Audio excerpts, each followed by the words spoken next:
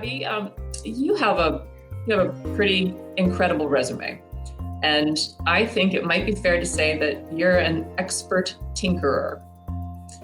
So, given that, could you briefly tell us a little bit about yourself and your background?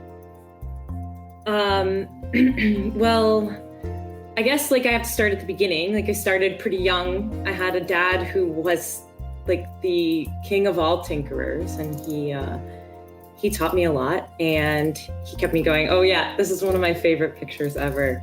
This is me just real young trying to figure out how to change a tire with channel locks, and that's my dad trying to tell me how. So this is where it all started, and I've sort of been at it ever since, just mostly taking things apart and eventually learning how to put them back together. I went to school thinking I wanted to make maps. There's something really romantic about maps and the exploration that goes with it.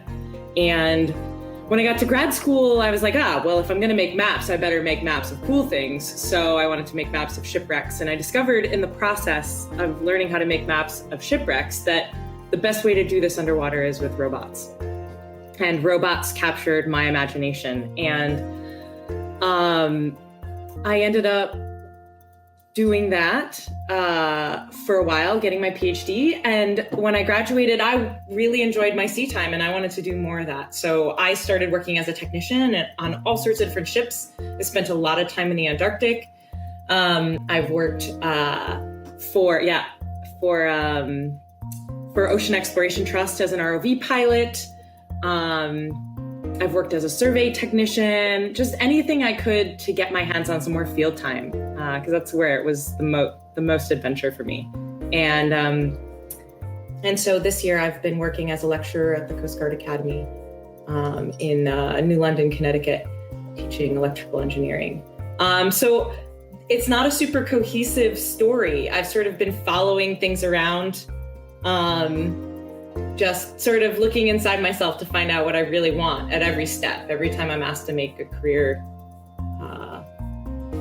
decision, I just find the next best thing, the next thing that inspires me. And that's where I'm at. And next year I'll be back going out to sea as a contractor and an ROV pilot. Would you say that in your path, there were a lot of specific people that you met along the way that helped you get where you are and get the experience that you needed?